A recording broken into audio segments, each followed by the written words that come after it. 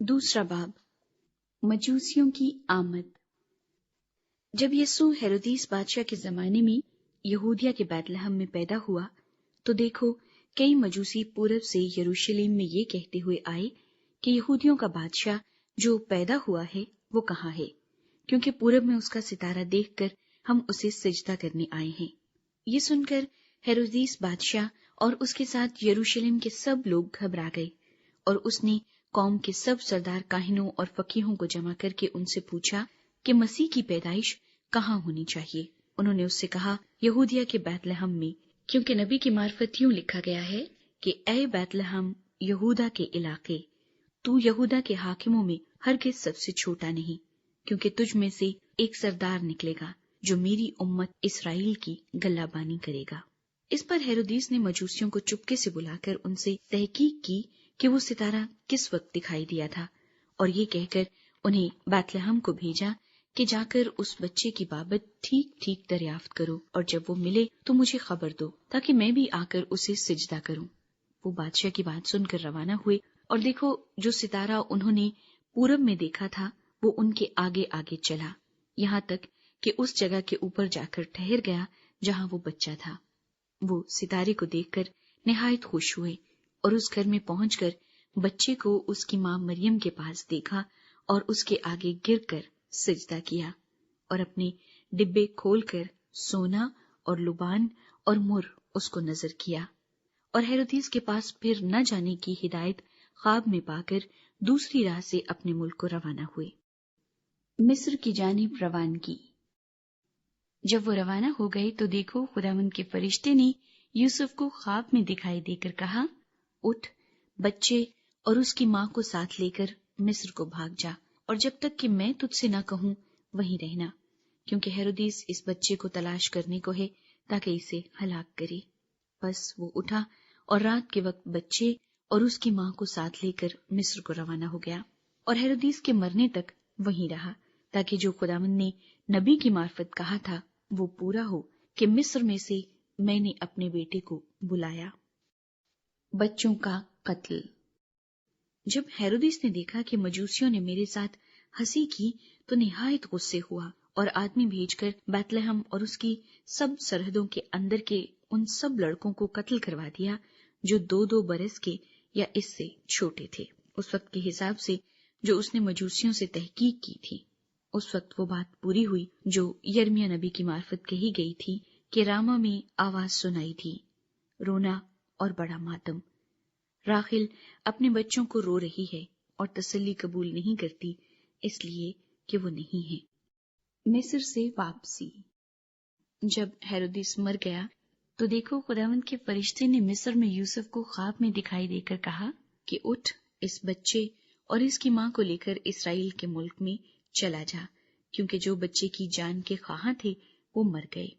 بس وہ اٹھا اور بچے اور اس کی ماں کو ساتھ لے کر اسرائیل کے ملک میں آ گیا،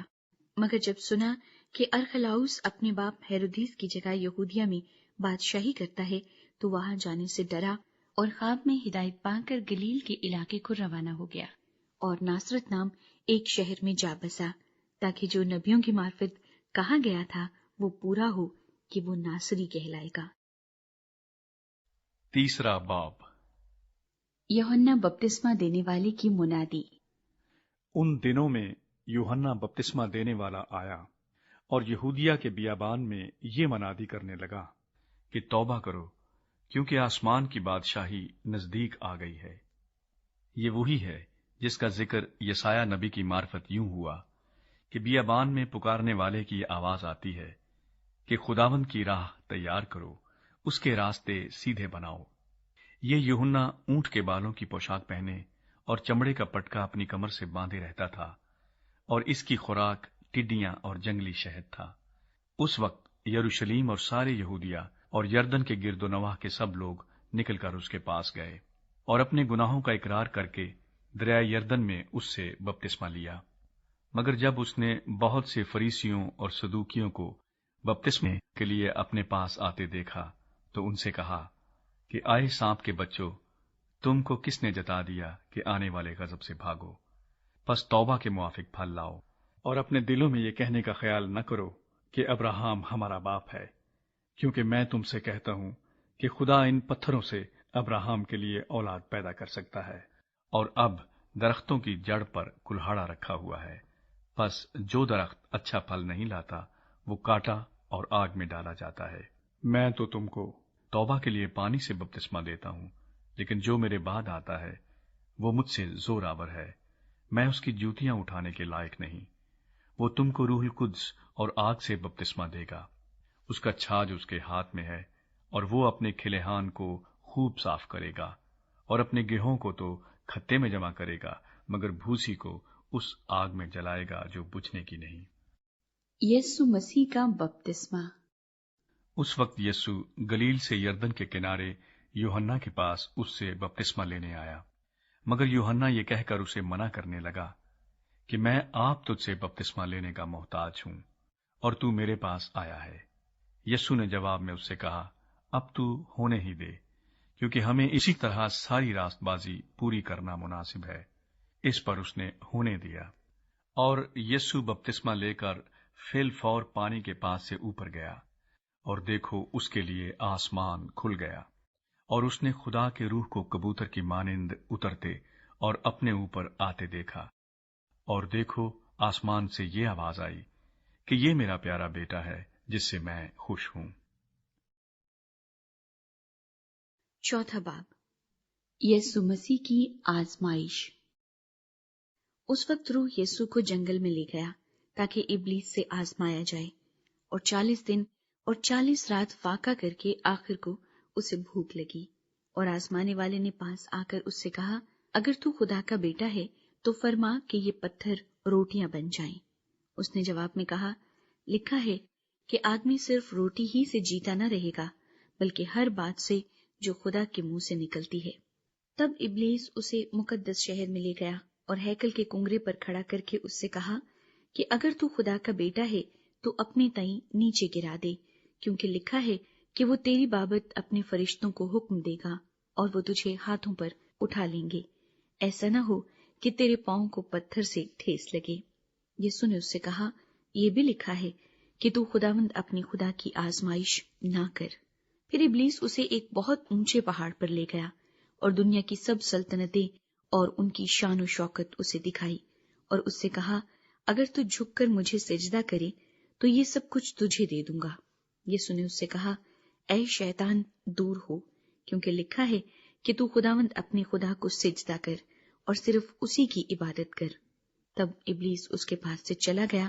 اور دیکھو فرشتے آ کر اس کی خدمت کرنے لگے۔